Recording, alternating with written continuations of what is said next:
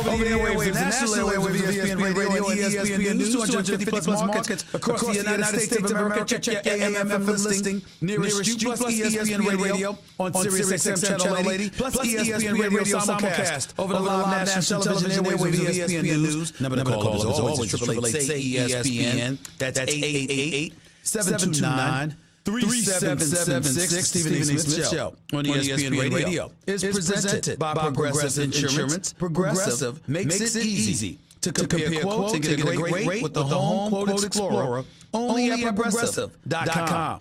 Time for Straight Talk brought to you by Straight Talk Wireless. Listen, I know y'all are happy. To some degree, some of you out there, or at least you work for one half, because you saw Eli Manning,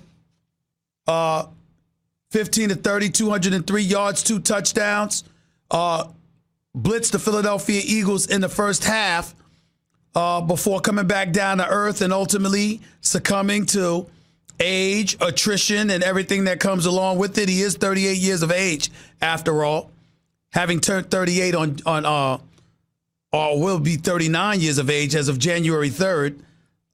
Listen, here's the reality of the situation. For the purposes of Eli Manning and the first family of football, that is the Manning family, the wife Abby in attendance, Peyton Manning, the brother, I think Cooper was there as well. The Manning family was in full effect at Lincoln Financial Field. And Eli Manning had his family there because this very well could have been his last start of his National Football League career. He doesn't know if he's going to start next week or the week after. He doesn't know if he's going to play next season or beyond. But I'm here to tell you, after watching him last night, particularly in that second half, it's time. I agree with my man Ryan Clark, NFL analyst extraordinaire for ESPN, when he said it is time that Eli Manning retire from the game of football following this season. Ladies and gentlemen, that's not an insult. That's not an insult. Eli Manning, in all likelihood, will be a Hall of Famer. Eli Manning didn't miss a start from 2005 to 2017. That's 12 years.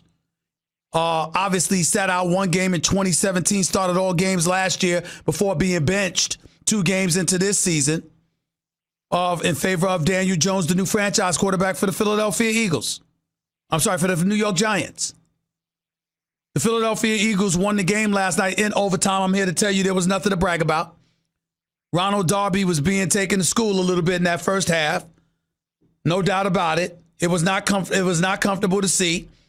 But give Doug Peterson, Schwartz, and the defense credit for the Philadelphia Eagles. Showed up in the second half, completely shut the New York Giants out in the third and fourth quarter and overtime. They surrendered those 17 points in the second quarter.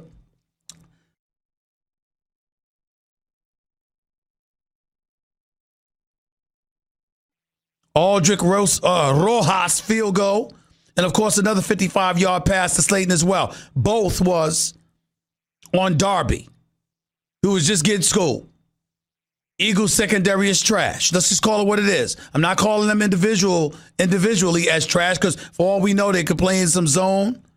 Missed assignments may take place, etc. I'm not calling any player out. I'm saying as a defense collectively, they just don't look impressive. This kid, Boston Scott, to me, was the player of the game for the Philadelphia Eagles. Running the football, catching passes out of the backfield. Little dynamo was sensational and should have been playing a hell of a lot more this season.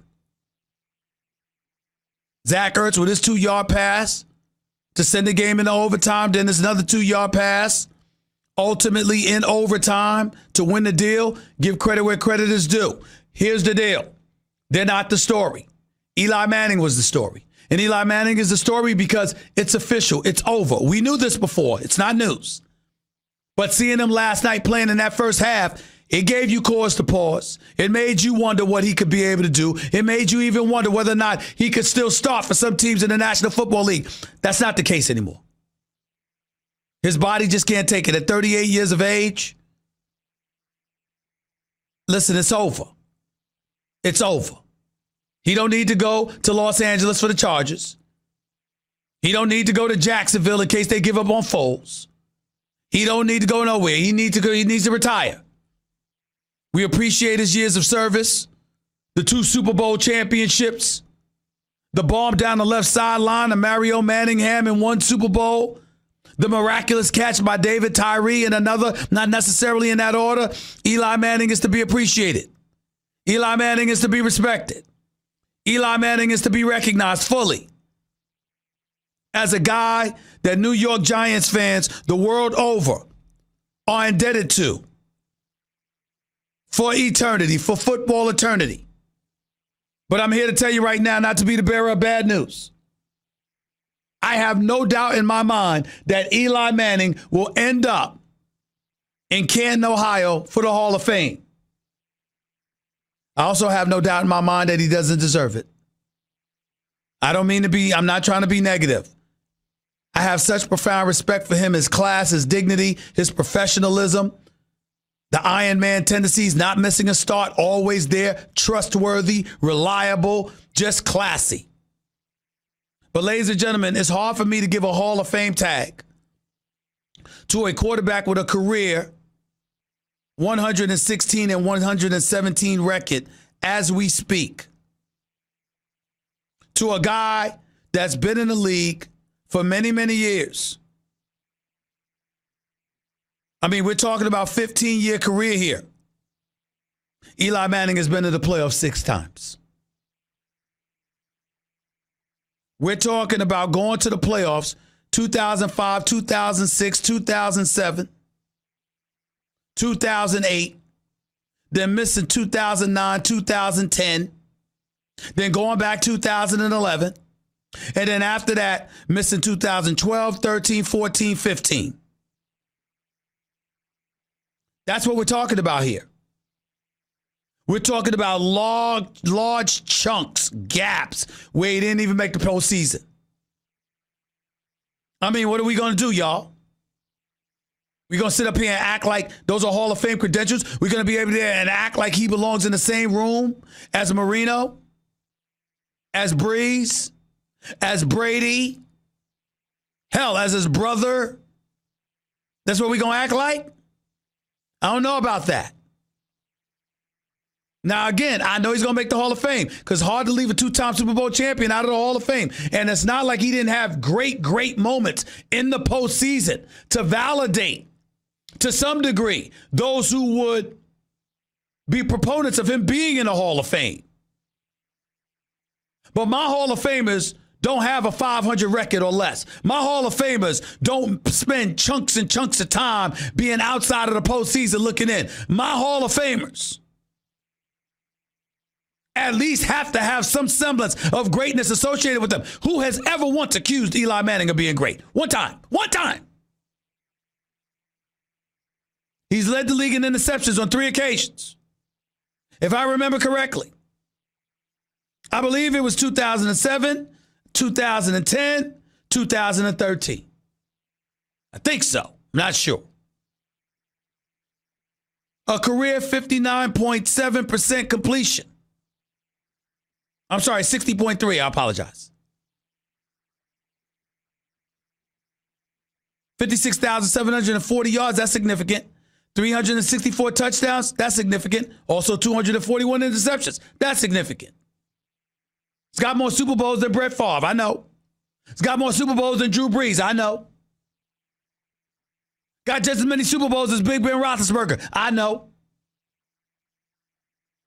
But I'm just looking at the amount of times the playoffs have been missed. And it affects me. I'm just looking at it. I'm just trying to be honest.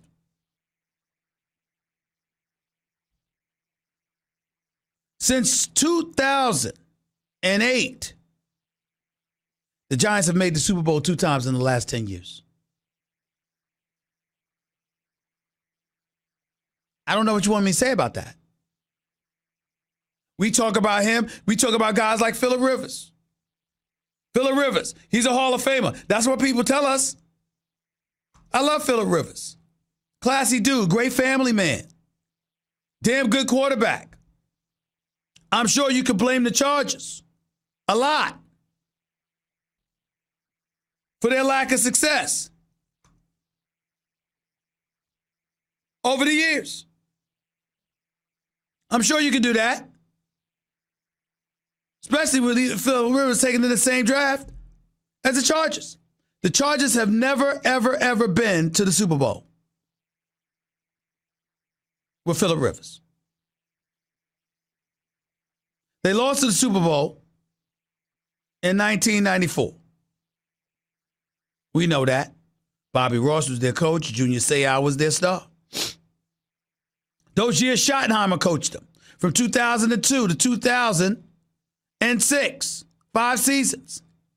LaDainian Tomlinson was their star running back. Drew Brees was a quarterback for 4 of those years before Rivers came along. Lost divisional playoff round, conference, divisional playoff round. 4 years. All were Rivers. And ever since those 4 consecutive years, he was in the postseason. They've made the playoffs 2 times in the last 9 years. If we're being honest, how is that a Hall of Famer? I'm just asking. He's got 58,404 yards and 394 touchdowns. I guess you could look at it in the numbers. I guess you could say it's a team sport. But I'm just saying, when you've missed the playoffs that much, I don't know if I could put you in the same. I mean, okay, yeah, I guess if it's a house, you can go to the Hall of Fame. But there's certain rooms you don't belong in. I'm the same way with basketball, ladies and gentlemen. I mean, no disrespect. I respect all these great players. But a Patrick Ewing, a Reggie Miller, a Chris Mullin, and great guys like that, clutch players and stuff like that. Even Charles Barkley, my brother, I love him. I can put you in the same house. Can't put you in the same room as Michael Jordan. I can't put you in the same room as Isaiah Thomas. I can't put you in the same room as Shaq, as Kobe, as Akeem the Dream Olajuwon. I can't put you in the same room as those guys. Guess what? I wouldn't even put David Robinson in there if it wasn't for Tim Duncan.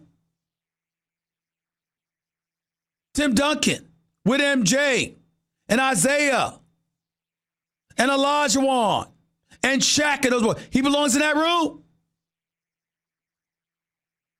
He does. Guess what? I'd have to put Manu Ginobili and Tony Parker up in there because they're multiple-time champions who Tim Duncan needed. Scottie Pippen. And it's not always about individually whether or not you're better. But if you got a pivotal role, you got to play it.